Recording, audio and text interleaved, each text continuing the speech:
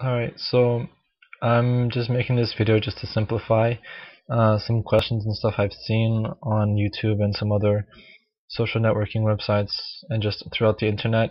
A lot of people I've seen and I've noticed are confused as to why so many people are excited and are trying to support the Kony 2012 movement. Um, well, first of all, the main thing is just half the people that are claiming to be interested and are claiming to be activists in the Kony 2012 movement, they're just bandwagon. They're just going along with the whole idea of trying to make a difference and trying to create a change in other people's lives, especially in a place where the media has so much control as to what we believe and what we see as to being reality.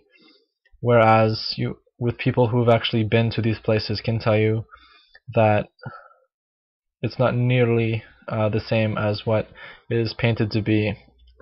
For example, I had gone to Brazil for a little while, and before I went, there's this whole talk about the whole country just being one giant ghetto, one huge favela. But when I went down there, it was complete opposite. There was poverty, of course. You see it everywhere. You're not just going to find poverty in the so-called third world countries, but you're going to find it in every single country you go to. But when I was down there, it was not nearly as people had described it to me, and that's the same thing that's happening with the Kony 12 incident in Uganda. The way that the media is portraying Uganda, specifically the Kony 12 video, is not at all accurate as to what it actually is in reality. There are a lot more problems with homosexuality and homophobia than with the LRA at present. There's journalists and gay rights activists who are dying much more these days as opposed to people who are being killed or mutilated or tortured by the LRA.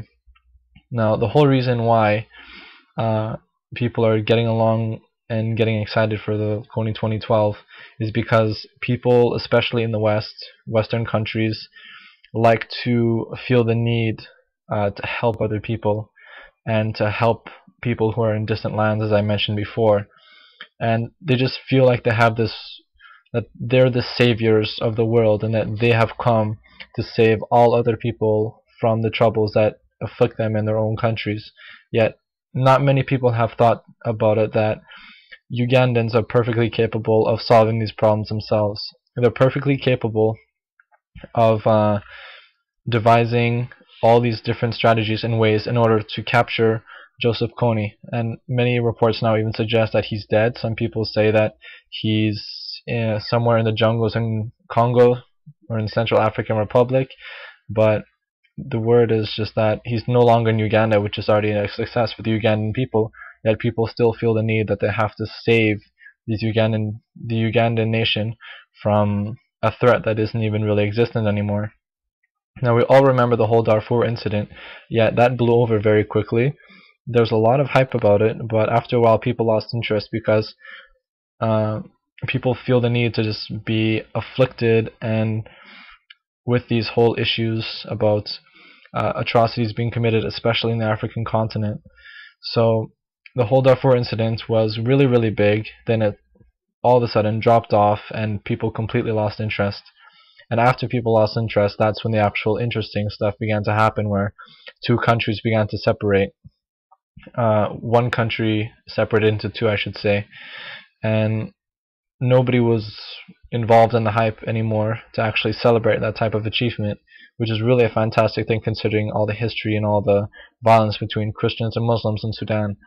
But that's just how our world appears to be. We're just really we have a really short attention span with these types of issues and types of problems. We only go along with them for so long, then we get bored with them because they haven't been solved yet, nothing's been done. We feel that these problems should just work themselves out, but we feel that if we're as activists, that if we post something on Facebook and say Kony 2012 or like somebody's status who says Kony 2012, that's going to help. But in reality, it's not really going to do anything more than just thinking about it in your house and not doing anything at all.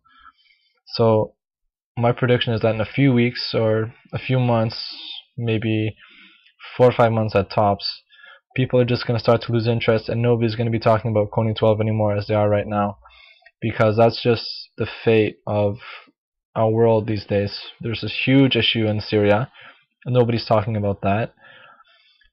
But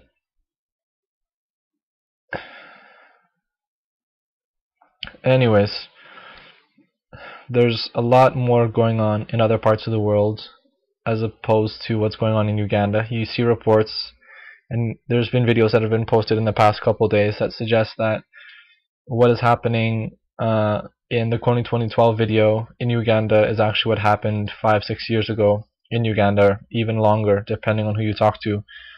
But either way, it's just a whole situation that's getting out of hand with people who don't really know what the facts are and who don't really know the proper way to actually create a change in the world.